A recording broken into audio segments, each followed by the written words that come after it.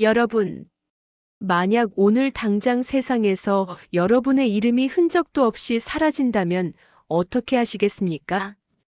내가 누구인지, 내 재산이 얼마인지, 심지어 내 가족조차 나를 몰라보는지요. 오늘 들려드릴 이야기는 붓 한 자루로 며느리를 지워버린 한 시어머니의 소름 돋는 참교육 실화입니다. 돈 많은 친정 배경만 믿고 들어와 시어머니를 식충이라 부르며 마당으로 내쫓은 아나무인 며느리. 그리고 그 모든 모욕을 묵묵히 견디던 시어머니가 모두가 잠든 밤 조용히 붓을 들어 며느리의 이름을 지워버렸을 때 어떤 비극이 시작되었을까요? 지금 바로 시작합니다. 옛날 경기도 어느 고을, 대대로 문관을 배출하며 인근 십리 땅을 소유한 명망 높은 양반가 이진사댁이 있었습니다. 이 집의 외아들 이서방은 번듯한 외모에 성품까지 온화해 마을 처녀들의 흠모를 한몸에 받았으나 그의 배필로 낙점된 이는 이웃 고을 최고의 세도가인 김대감댁 금지옥엽 옥분이었습니다. 사실 이 혼사는 겉모습만 화려할 뿐 실상은 기울어가는 이 진사댁의 가세를 세우기 위한 어른들의 처절한 정략적 선택이었습니다. 옥분의 친정은 당시 조정을 장악한 외척 세력의 핵심과 닿아 있는 당대 최고의 권력가였고 그 재력 또한 나는 새도 떨어뜨린다는 말이 돌 정도로 어마어마했기 때문입니다.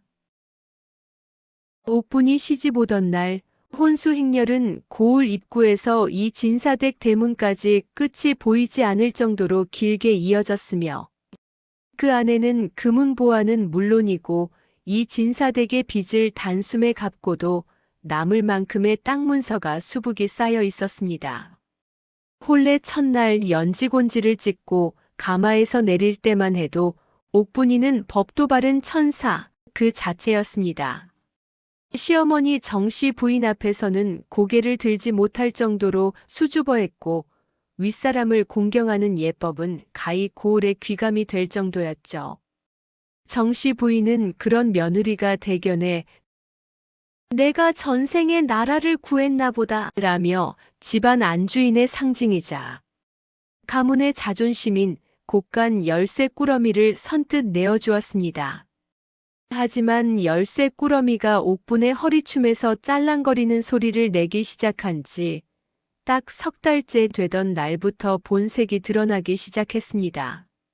옥분은 영리하게도 이 집안의 경제권과 명성이 이미 자신의 친정에서 보내주는 막대한 지원금에 전적으로 의존하고 있다는 사실을 간파한 것입니다. 그녀는 자신이 없으면 이 양반가가 당장 내일이라도 무너질 모래성에 불과하다는 것을 깨달았습니다. 처음에는 아주 사소하고 은밀한 투덜거림부터 시작되었습니다. 어머니, 이 집안의 가구들은 어찌 이리 낡아 퀴퀴한 냄새가 나나요? 저희 친정에서는 이런 고동색 가구는 하인들이나 썼는데 제 친정 아버님께 말씀드려 비단결 같은 새 가구로 싹 바꿔야겠어요. 그래야 손님들이 이 집안을 우습게 보지 않지요.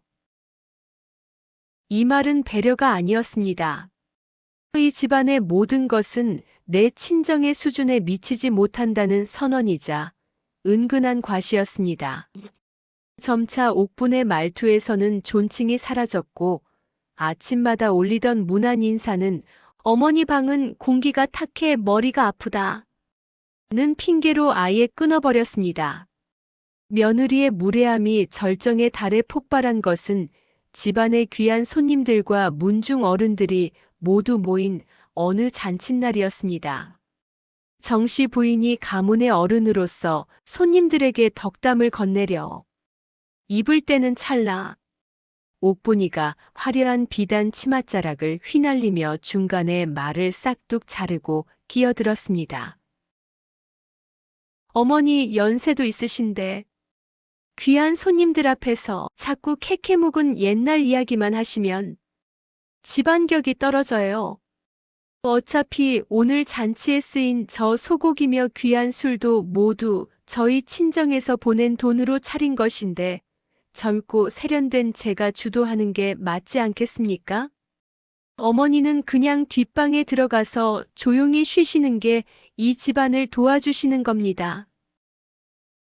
모인 사람들의 시선이 정씨 부인에게 쏠리며 잔치상의 공기가 얼음장처럼 차갑게 식었습니다. 하지만 정씨 부인은 그 수치스러운 상황에서도 눈 한 번 깜빡이지 않고 옥분을 물끄러미 바라볼 뿐이었습니다. 옥분은 이에 아랑곳하지 않고 보란 듯이 종들을 불러 호통을 쳤습니다. 허허! 저기 마당 구석에 먼지 쌓인 거 안 보이느냐? 시어머니께서 할 일이 없어 심심해 보이시니 소일거리 삼아 마당이라도 쓸게 빗자루 좀 가져다 드려라. 우리 친정에서 새로 데려온 종들은 일을 너무 잘해서 시어머니께서 몸이 근질근질하실까봐 걱정이구나. 기가 막힌 하인들이 차마 빗자루를 내밀지 못하고 머뭇거리자 정씨 부인은 오히려 부드러운 미소를 지으며 스스로 빗자루를 들었습니다. 그래, 며느리 말이 맞다. 내 집 마당 내가 쓴다는데 무엇이 문제겠느냐? 이 집에서 이제 내가 할 수 있는 게 이것밖에 더 있겠느냐? 사태가 이 지경인데도 평소 효심 깊기로 소문났던 아들 이서방은 상투를 틀어 올린 갓 아래로 고개를 푹 숙인 채 헛기침만 할 뿐이었습니다. 그는 옥분의 친정 배경이 없으면 당장 길거리에 나앉아야 할 가문의 형편을 누구보다 잘 알았기에 아내의 서슬퍼런 갑질에 눈을 감아버린 것입니다. 어머니의 구분 등 뒤로 흩날리는 흙먼지를 보면서도 그는 끝내 아내를 만류하지 않았습니다. 그렇게 정씨 부인은 이름난 양반가의 존경받는 안주인에서 제 집 마당을 쓰는 뒷방 늙은이이자 식충이 신세로 전락하고 말았습니다. 옥분의 콧대는 이제 구름 위를 뚫을 듯 기세등등해졌고 이 진사댁에는 권력의 온기가 아닌 돈으로 세워진 차가운 칼바람만이 쌩쌩 불기 시작했습니다. 옥분의 아나무인은 시간이 갈수록 병적인 수준으로 치달았습니다. 이제 그녀는 시어머니를 단순히 무시하는 것을 넘어 이 집안의 역사와 정씨 부인의 흔적을 하나하나 지워나가는 이른바 안채숙청을 시작했습니다. 어느 비가 오락가락하던 습한 오후였습니다. 옥부는 종들을 시켜 정씨 부인이 수십 년간 소중히 아껴온 안채의 손때 묻은 가구들을 마당 한가운데로 끌어냈습니다. 이런 낡고 쾌쾌한 물건들이 안채 자리를 차지하고 있으니 집안에 복이 들어오질 않지. 여봐라, 당장 이것들을 헛간으로 치우든지 아니면 도끼로 부수어 땔감으로나 써버려라. 그 가구들은 보통 물건이 아니었습니다. 정씨 부인이 18꽃다운 나이에 시집 올 때 가져온 눈부신 자개장과 돌아가신 시아버지가 봉급을 아껴 평생의 선물이라며 짜준 오동나무 서랍장이었습니다. 소식을 듣고 버선발로 달려온 정씨 부인이 떨리는 손으로 가구의 귀퉁이를 만지려 하자 옥부는 비단 손수건으로 코를 쥐며 질색을 했습니다. 어머니, 사람이 나이가 들면 노인네 냄새가 난다더니 물건에도 그 악취가 배었나 봅니다. 이제 이 안채는 세련된 제 친정 가구들로 채울 테니 어머니는 저기 구석진 행랑채 옆 해가 들지 않는 끝방으로 거처를 옮기세요. 그게 서로에게 편하지 않겠습니까? 이는 단순히 방을 바꾸는 문제가 아니었습니다. 가문의 대통을 잇는 안주인을 노비들이나 머무는 문간방으로 내쫓는 그야말로 인륜을 저버린 선전포고였습니다. 대대로 자애로웠던 상전 정씨 부인의 눈치를 보며 종들이 머뭇거리자 옥부는 허리춤의 열쇠 꾸러미를 바닥에 내팽개치며 채찍 같은 목소리로 소리를 질렀습니다. 무엇들 하느냐? 이제 이 집의 생사여 탈권을 쥔 것이 누구인지 잊었느냐? 내 친정의 위세가 아니면 너희 놈들 입에 풀칠이나 할 것 같으냐? 내 말을 거역하는 자는 오늘 당장 곤장을 쳐서 산속에 버릴 것이니 그리 알아라. 결국 정씨 부인은 평생을 일궈온 안채에서 쫓겨나 곰팡이 냄새가 코를 찌르는 눅눅한 툇마루 끝방으로 밀려났습니다. 옥분의 악행은 여기서 그치지 않았습니다. 마을 사람들 앞에서 시어머니를 부르는 호칭부터 갈아치웠습니다. 저기 앉아있는 노인네에게 밥 좀 갖다 줘라. 식충이가 따로 없으니 양은 반으로 줄여라. 한 번은 이런 일도 있었습니다. 동네 안악들이 수군대며 그래도 명색이 시어머니인데 저참 바닥에서 주무시게 하는 건 너무한 것 아니냐. 조심스레 한마디 건네자 옥부는 눈을 부릅뜨며 가시 돋친 말을 내뱉었습니다. 시어머니라니요. 살림 하나 제 손으로 못하고 밥만 축내는 저 노인이 무슨 시어머니입니까? 우리 친정 아버님께서 이 집에 보내주시는 매달 100냥의 지원금이 아니면 벌써 길거리에 나 앉아 동냥이나 했을 뿐입니다. 제가 거두어 드리는 것만으로도 감지덕지 해야지요. 가장 비참한 것은 하루 3번 돌아오는 식사 시간이었습니다. 옥부는 남편 이서방과 함께 상다리가 휘어질 듯한 고기 반찬과 기름진 전으로 배를 채웠지만 정씨 부인에게는 종들이 먹다 남은 식어버린 보리밥과 쿰쿰하게 쉰 김치 한 조각이 담긴 초라한 독상을 행랑방 문틈으로 밀어 넣었습니다. 그 광경을 목격한 아들 이서방은 차마 어머니의 눈을 마주치지 못했습니다. 상투를 틀어 올린 갓끝을 만지작거리며 툇마루 끝에 앉아있던 그는 아내 옥분의 친정에서 보내온 고가의 비단 도포를 만지며 비겁하게 침묵했습니다. 오히려 그는 어머니를 찾아와 가슴에 대못을 박는 소리를 속삭였습니다. 어머니, 옥분이가 성격은 좀 불같아도 다 우리 집안 다시 일으키려고 저러는 것 아니겠습니까? 그저 어머니가 조금만 죽어 지내시면 집안이 평화로울 텐데 제발 참으세요. 이제 온 동네에는 이 진사댁 진짜 주인은 옥분이고 정씨 부인은 성일은 노비나 마찬가지다라는 조롱 섞인 소문이 파다하게 퍼졌습니다. 정씨 부인은 이 모든 모욕과 아들의 배신을 마른 수건으로 얼굴을 닦듯 묵묵히 견뎌냈습니다. 하지만 그녀가 매일 밤 행랑방에서 홀로 갈아놓는 먹물의 빛깔은 그 어느 때보다 진하고 차가웠습니다. 그녀의 깊은 눈동자 속에는 옥분이 미처 읽지 못한 가문의 근간을 뒤흔들 마지막 승부수가 서서히 차오르고 있었습니다. 그러던 어느 날, 가문의 시조를 모시는 가장 큰 문중 제삿날이 돌아왔습니다. 이날은 인근 고을에 내로라 하는 선비들과 유림, 그리고 가문의 대소사를 결정하는 문중 어른들이 모두 모이는 자리였습니다. 옥부는 이날을 자신의 완벽한 승전 기념일로 삼기로 작정했습니다. 그녀는 친정에서 보내온 최고급 비단과 진귀한 식재료를 아낌없이 쏟아부어 상다리가 휘어지다 못해 부러질 듯한 제사상을 차려냈습니다. 어이쿠, 이 진사댁 며느리 솜씨가 대단하구먼. 이 귀한 전복이며 문어는 어디서 구했나? 어른들이 옥분의 재력과 수완을 칭찬하며 웅성거리던 그때였습니다. 눅눅한 행랑방에서 그림자처럼 지내던 정씨 부인이 평소의 초라한 모습 대신 눈이 시리도록 하얀 소복을 정갈하게 차려입고 안채 대청마루의 모습을 드러냈습니다.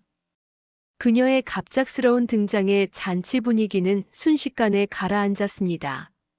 정씨 부인은 흐트러짐 없는 자세로 앉아 평소보다 훨씬 차분하고 단호한 목소리로 입을 열었습니다. 오늘 문중 어른들 앞에서 공식적으로 선언할 것이 있어. 이 자리에 섰네.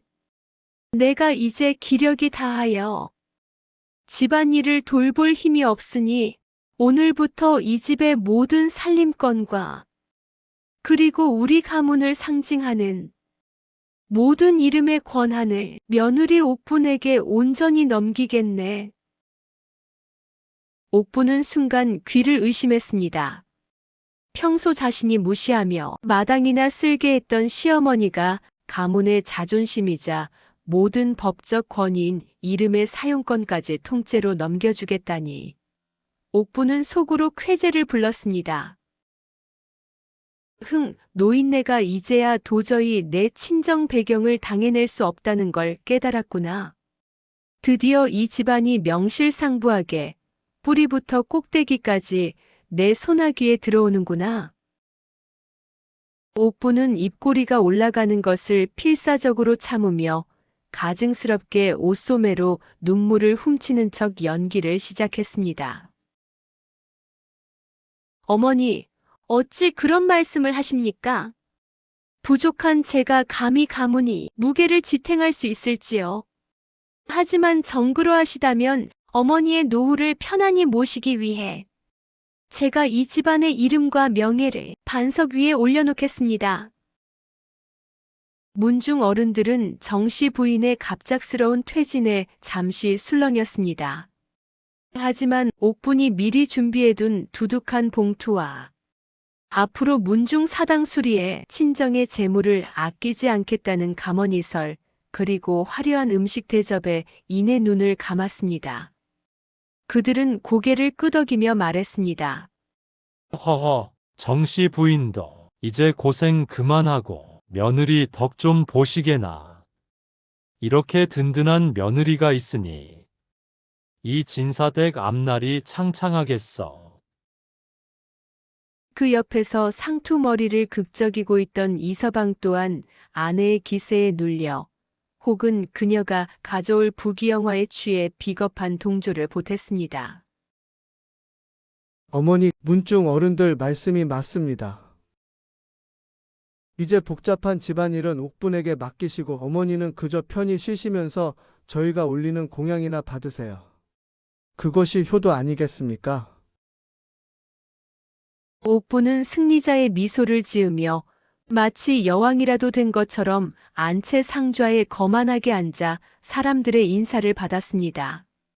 그녀는 시어머니의 그 서늘한 눈빛이 권력의 양도가 아닌 최후의 통첩이었다는 사실을 꿈에도 모른 채 제 손에 쥐어진 가문이 열쇠가 얼마나 차가운지 느끼지 못했습니다. 모두가 승리자의 축배에 취해 잠든 깊은 밤, 온 집안은 죽은 듯 고요했습니다. 하지만 눅눅한 행랑방의 문이 소리 없이 열리고 하얀 소복 차림의 정씨 부인이 그림자처럼 빠져나왔습니다. 그녀의 발걸음은 평생을 몸담았던 안채가 아닌 집안의 모든 역사가 기록된 서재로 향했습니다. 등잔불 하나에 의지한 그녀의 그림자가 창살에 길게 늘어졌습니다. 서재에 들어선 정씨 부인은 차가운 바닥에 앉아 벽장 깊숙한 곳에 보관되어 있던 육중한 함을 꺼냈습니다. 그 안에는 가문의 뼈대인 족보부터 고을 상인들과 맺은 거래, 장부, 친척들에게 돈을 빌려주고 받은 차용증, 그리고 노비들의 이름이 적힌 명부까지 집안의 모든 존재를 증명하는 문서들이 가득했습니다.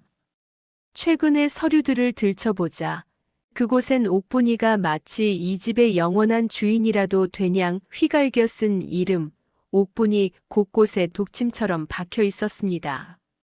정씨 부인은 벼루에 물을 한 방울씩 떨어뜨리며 먹을 갈기 시작했습니다. 서걱서걱 먹이 갈리는 소리는 마치 정씨 부인이 지난 몇 달간 삼켜온 울음소리 같았습니다. 내가 나를 뒷방 늙은이라 부르며 내 가구를 마당에 내팽개칠 때 나는 내 이름이 부서지는 소리를 들었다. 내가 아들 앞에서 나를 식충이라 모욕할 때 나는 이 집안에서 내 존재가 지워지는 것을 보았다. 먹물이 칠흑처럼 진해졌을 때 그녀는 마침내 붓을 들었습니다. 붓끝이 파르르 떨렸지만 눈동자만은 서늘한 광채로 빛났습니다. 오냐, 옥분아, 내가 바란 대로 이 집의 모든 권한을 너에게 주마. 하지만 세상 그 누구도 내가 누구인지 증명해주지 않는 지옥을 먼저 맛보게 될 것이다. 그녀는 문서마다 적힌 옥분이라는 이름을 하나하나 지워나갔습니다. 단순히 선을 긋는 것이 아니었습니다. 마치 살점을 도려내듯 먹물을 듬뿍 묻혀 그 글자가 원래 무엇이었는지 흔적조차 남지 않게 시커먼 무덤을 만들었습니다. 족보의 자북한에 적힌 이름 위로 검은 강물이 흘렀고 수천 양이 오가는 외상 장부의 서명란도 시커먼 구멍이 뚫린 듯 변해버렸습니다. 한 장 한 장, 수백 장의 문서를 넘기며 이름을 지울 때마다 정씨 부인의 가슴속 응어리도 함께 타들어갔습니다. 그것은 단순한 노여움이 아니었습니다. 이름이 곧 신용이며 성씨가 곧 목숨이었던 조선 사회에서 이름을 지운다는 것은 그 사람의 영혼을 사회에서 추방하는 가장 고통스럽고도 우아한 형벌이었습니다. 이름이 사라진 빈자리 옆에 그녀는 뼈를 깎는 심정으로 정갈한 글씨를 덧붙였습니다. 본 가문이 책임지되 개인의 이름은 쓰지 않는다. 이름이 적히지 않은 모든 결제와 약조는 가문의 명예를 걸고 무효임을 선언한다. 밤을 꼬박 지새운 정씨 부인의 손등에는 검은 먹물이 튀어 있었습니다. 하지만 그녀는 닦아내지 않았습니다. 새벽 닭이 첫 울음을 울 때쯤 그녀는 모든 서류를 원래대로 정리해 넣었습니다. 겉보기엔 평상시와 다를 바 없는 문서들이었으나 그 속의 알맹이는 이미 거대한 블랙홀처럼 사라진 뒤였습니다. 안채에서는 옥분이가 자신이 가문의 유일한 태양인양 코를 골며 단꿈을 꾸고 있었습니다. 정씨 부인은 서재 문을 닫으며 나직이 읊조렸습니다. 해만 뜨면 내 세상이 열릴 것 같으냐? 날이 밝으면 너는 내가 누구인지부터 세상에 구걸해야 할 것이다. 정씨 부인은 다시 아무 일 없었다는 듯 행랑방으로 돌아가 옥분이가 시킨 대로 마당을 쓸기 위해 낡은 빗자루를 손에 쥐었습니다. 빗자루 끝이 마당을 쓰는 소리가 마치 거대한 폭풍을 예고하는 전주곡처럼 고요한 새벽 공기를 갈랐습니다. 폭풍 전야의 고요함이 지나고 드디어 사달이 터진 것은 그로부터 사흘 뒤였습니다. 옥분은 평소처럼 자신의 새를 과시하기 위해 고을에서 가장 큰 비단 상점인 금강상회를 찾았습니다. 그녀는 거만한 태도로 최고급 비단 몇 필을 골라 잡으며 턱으로 시종을 가리켰습니다. 이것들을 집으로 보내라. 값은 늘 그렇듯 장부에 달아두고 다음 달 친정에서 전갈이 오면 한꺼번에 정산할 것이니. 하지만 평소라면 바닥에 머리를 조아렸을 상점 주인이 곤혹스러운 표정으로 장부를 뒤적이더니 고개를 세차게 가로저었습니다. 아이고, 마님 정말 죄송하게 되었습니다만 오늘 아침 이 진사댁에서 전갈이 오기를. 장부의 이름이 명시되지 않은 거래는 가문에서 일절 책임지지 않겠다고 공식 문서를 보내왔습니다요. 그런데 여기 장부를 보십시오. 마님의 성함이 있어야 할 자리가 시커먼 먹칠로 뒤덮여 있지 않습니까?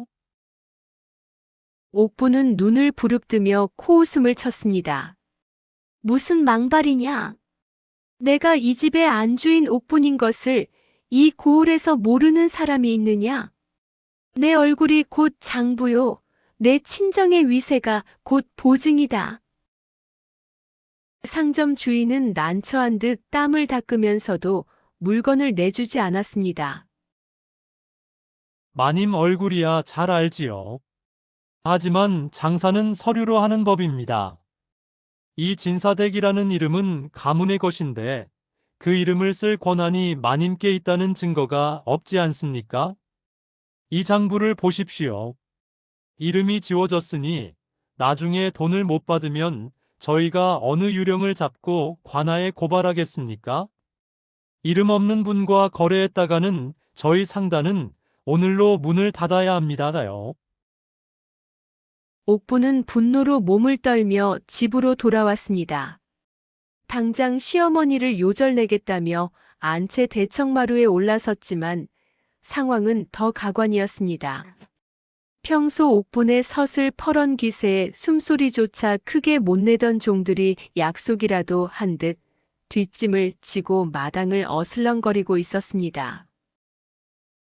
너희들 여기서 무엇 하느냐? 당장 가서 저녁상을 차리고 마당을 쓸지 못할까?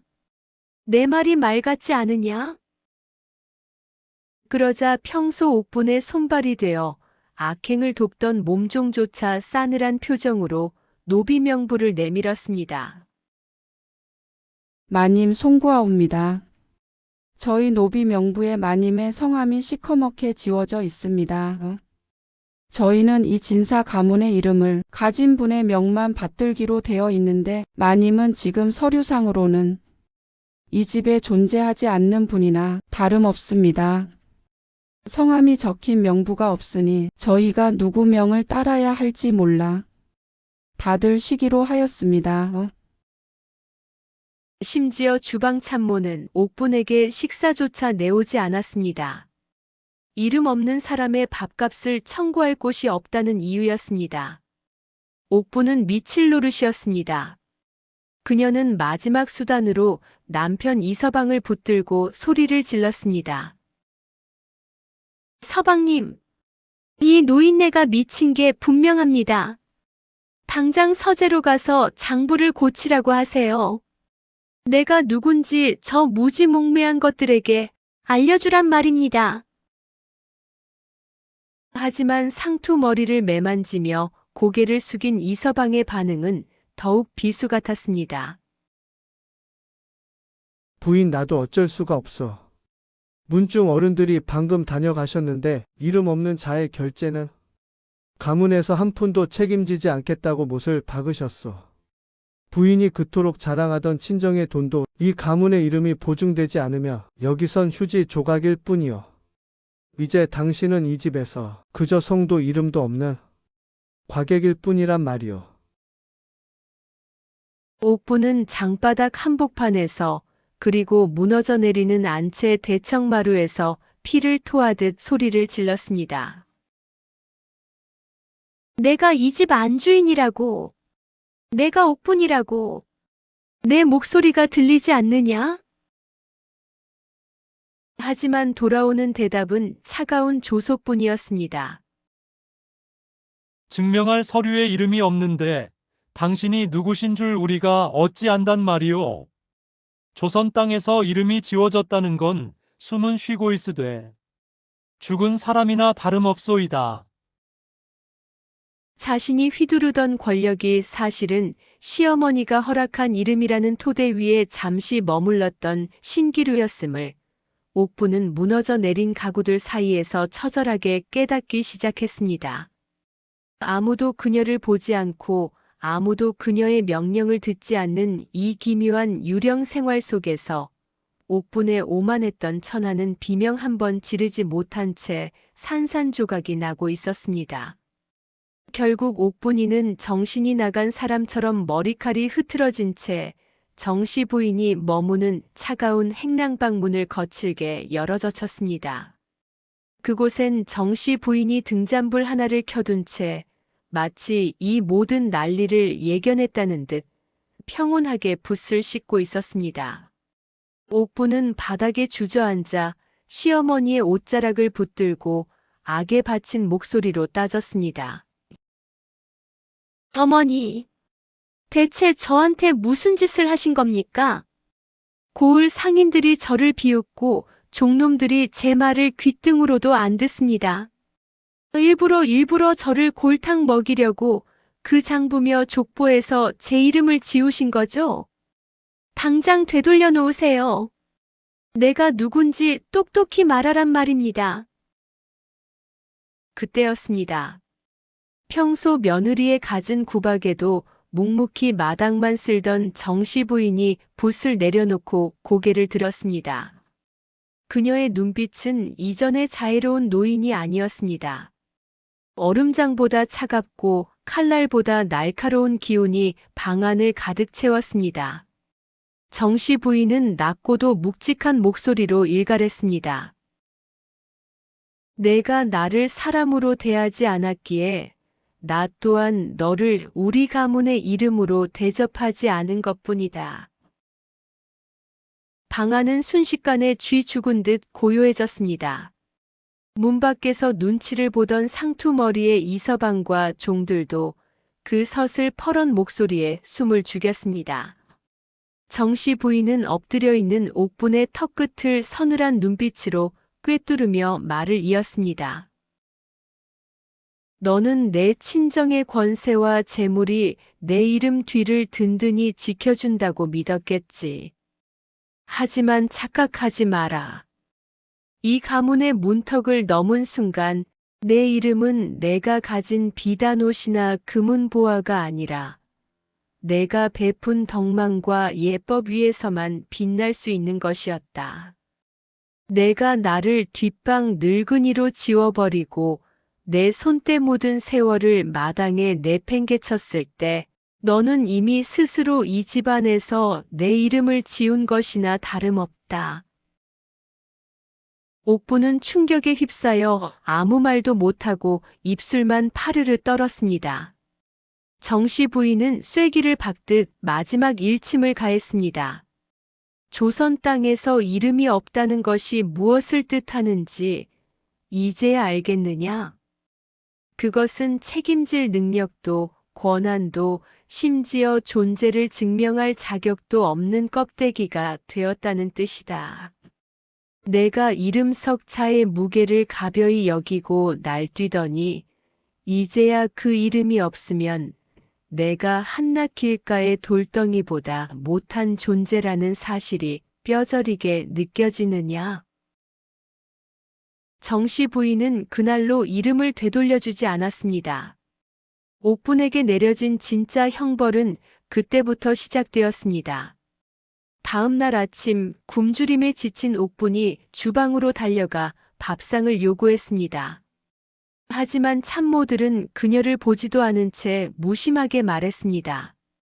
장부에 이름이 없는 분께 드릴 쌀은 한 톨도 없습니다. 드시고 싶으면 직접 마당 우물에서 물을 길어다 죽이라도 끓여 드시지요. 화려한 비단옷을 입은 채 덜덜 떨며 우물가로 나간 옥부는 생전 처음 두레박을 던졌습니다. 하지만 익숙지 않은 몸짓에 옷은 젖고 손등은 까졌습니다. 지나가던 종들은 그녀를 도와주기는커녕 누구신지 몰라도 우리 집 마당은 허가 없이 쓰시면 안 됩니다라며 비아냥거렸습니다.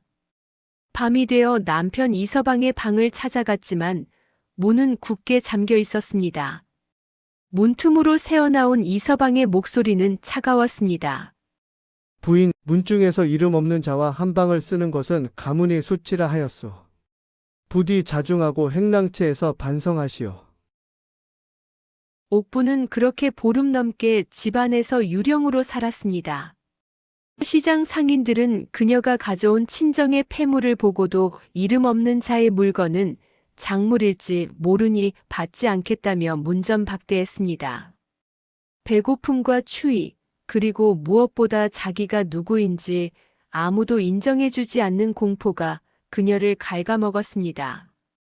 결국 한 달이 채 되기 전 옥분의 화려했던 비단 소매는 눈물과 콧물, 그리고 마당의 흙먼지로 엉망이 되었습니다. 콧대 높던 세도가의 딸은 이제 행랑채 차가운 흙바닥에 엎드려 통곡하며 정씨 부인의 발치를 붙잡았습니다. 어머니, 제가 잘못했습니다. 제가 제정신이 아니었습니다. 제발, 제발 제 이름을 다시 살려주십시오. 제가 이 집의 며느리라는 것을, 사람이라는 것을 단 한 번만이라도 불러주십시오. 정씨 부인은 그 통곡 소리를 들으며 다시 조용히 먹을 갈기 시작했습니다. 그 소리는 옥분의 교만함을 깎아내고 새로운 사람으로 빚어내려는 매서운 채찍 소리와도 같았습니다. 정씨 부인은 엎드린 며느리에게 나직이 말했습니다. 내 이름은 내가 써주는 것이 아니라 내가 흘리는 땀방울로 다시 적는 것이다. 내일부터 나를 대신해 마당을 쓸어라. 내가 무시했던 그 흙바닥이 얼마나 정직한지 내 몸으로 직접 깨닫거라. 그날 이후 이 진사댁의 공기는 완전히 달라졌습니다. 옥부는 더 이상 화려한 비단옷과 친정의 배경 뒤에 숨지 않았습니다. 그녀는 매일 새벽 누가 시키지도 않았는데 가장 먼저 일어나 시어머니가 머물던 행랑방 앞마당을 정성스럽게 쓸었습니다. 뽀얀 흙먼지를 뒤집어 쓰면서도 그녀의 표정은 그 어느 때보다 진지했습니다. 자신이 무시했던 그 낮은 곳의 삶을 몸소 체험하며 비로소 사람의 무게를 배우기 시작한 것입니다. 옥부는 가장 먼저 집안의 모든 문서를 다시 정리했습니다. 시어머니가 먹칠로 지워버렸던 자신의 이름 옆에 시어머니의 함자를 가장 높고 정갈한 필체로 다시 적어 올렸습니다. 그리고 그 아래에 자신의 이름을 조심스럽게 적어 넣으며 시어머니 앞에 무릎을 꿇고 맹세했습니다. 어머니, 이제야 알겠습니다. 제 이름은 친정 권세가 지켜주는 것이 아니라 어머니께서 일궈오신 이 집안의 법도와 사랑 안에서만 존재할 수 있다는 것을요. 정씨 부인은 그런 며느리를 묵묵히 지켜보다가 비로소 옥분이 다시 올린 장부의 가문의 직인을 찍어주었습니다. 그것은 단순한 결제가 아니라 옥분이라는 한 사람을 다시 이 가문의 구성원으로 받아들인다는 자비로운 선언이었습니다. 방관자였던 아들 이서방 역시 변했습니다. 그는 어머니의 서슬 퍼런 붓끝을 보며 큰 깨달음을 얻었습니다. 권력 앞에 비겁하게 침묵하는 것이 효도가 아님을 알게 된 그는 더 이상 아내의 뒤에 숨지 않고 집안의 기강을 바로잡는 든든한 기둥이 되었습니다. 그는 어머니의 구분 등을 볼 때마다 상투를 고쳐 매며 자신의 나태함을 경계했습니다. 동네 사람들 사이에서는 이 사건이 두고두고 회자되는 전설이 되었습니다. 사람들은 장바닥에서 혹은 우물가에서 이 진사댁의 이야기를 속삭였습니다. 그 집 시어머니는 단 한 번도 칼을 휘두르거나 목소리를 높여 호통을 치지 않았는데 그저 조용한 밤 붓 한 자루를 들어 오만한 사람 하나를 세상에서 완전히 지워버리셨지. 그리고 그 지옥 같은 무명의 시간 속에서 사람을 다시 살려내셨으니 이 얼마나 무섭고도 지혜로운 가르침인가. 붓 한 자루로 사람을 지우고 다시 사람으로 빚어낸 시어머니의 지혜. 여러분은 어떻게 보셨나요? 세도가의 딸이라는 화려한 껍데기에 취해 정작 사람의 도리를 잊었던 옥분. 그녀가 겪은 이름 없는 지옥은 어쩌면 오늘날 배경과 조건만을 따지며 서로를 외면하는 우리 사회에 던지는 묵직한 경고일지도 모릅니다. 이름 석자의 무게는 내가 가진 재력이 아니라 내가 타인을 대하는 마음에서 결정된다는 이 평범하지만 위대한 진실. 오늘 이야기가 여러분의 가슴에도 작은 울림이 되었다면 좋겠습니다. 오늘 들려드린 이야기가 속 시원하셨다면 혹은 나를 돌아보게 하는 시간이었다면 구독과 좋아요 부탁드립니다. 여러분의 클릭 한 번이 저희 이야기 특급이 더 깊고 유익한 인생 이야기를 발굴하는 데 큰 힘이 됩니다. 여러분의 소중한 의견을 댓글로 남겨주세요. 저희는 다음번에도 가슴 뻥 뚫리는 시원한 이야기로 다시 찾아오겠습니다. 시청해주셔서 감사합니다.